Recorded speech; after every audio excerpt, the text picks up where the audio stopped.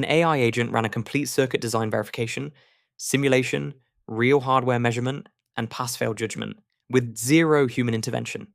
Not in a demo lab with fake data, on a real LeCroy oscilloscope, with real SPICE output, and a real mismatch check. That's what we're looking at today. Here's what actually happened.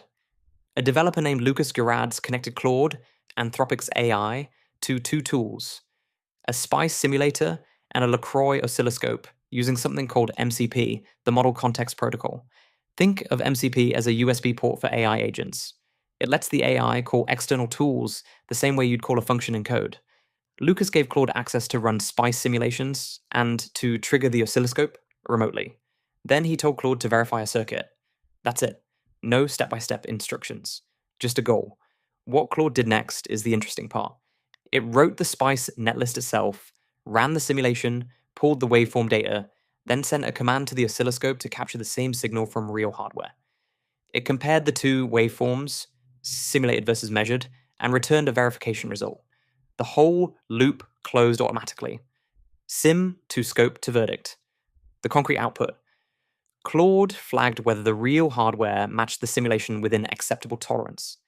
It identified the frequency, the amplitude, the shape. Engineers normally do this manually, cross-referencing printouts or screenshots. Here it happened in one agent run. But here's the thing. Let's be precise about what this demo actually is, because the gap between demo and production tool is enormous. This does not work on arbitrary circuits. The demo used a controlled, simple test case. SPICE simulations have their own model accuracy limits. Parasitics, temperature effects, non-ideal component behavior. Claude isn't fixing any of that. It's automating the workflow around an existing simulator, not improving the simulator itself. The oscilloscope connection is also brittle. LeCroy scopes support remote SCPI commands, and that's what the MCP server wraps. But scope settings, triggering, channel configuration, probe compensation were pre-configured by a human. Claude didn't set up the hardware. It assumed the hardware was already configured correctly. That's a significant assumption in any real bench environment. And Claude can hallucinate. In a text task, a hallucinated word is annoying. In a circuit verification task, a hallucinated pass verdict is dangerous. The demo doesn't show failure cases. We don't know what happens when the waveforms are close but not identical, or when noise causes ambiguous readings. Those are exactly the edge cases that matter in engineering. What surprised me was how clean the concept is despite those limits. The MCP architecture means you can swap the oscilloscope for a different instrument, or swap SPICE for a different simulator, by changing the tool definitions.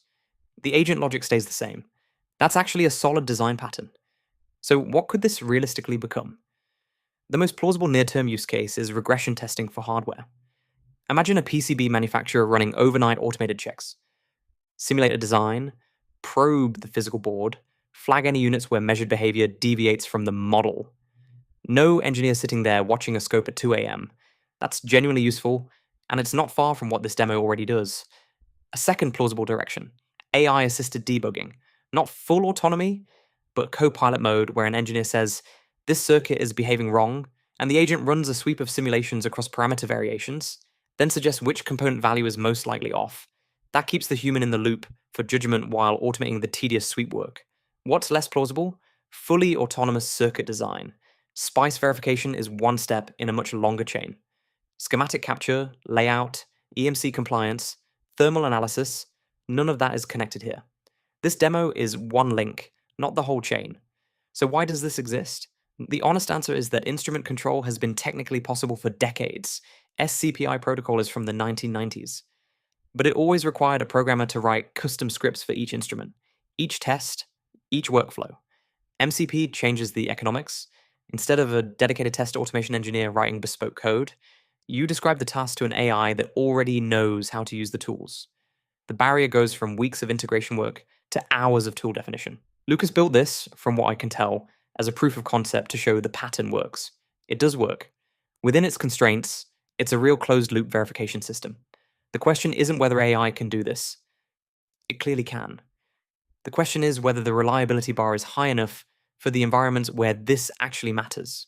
Engineers are going to want audit trails. They're going to want deterministic behavior. They're going to want the AI to know when it doesn't know. Those are solvable problems, and projects like this are exactly how you find out where the gaps are. If you work in hardware, test automation, or instrumentation, I'd genuinely recommend reading Lucas's write-up. The link is in the description.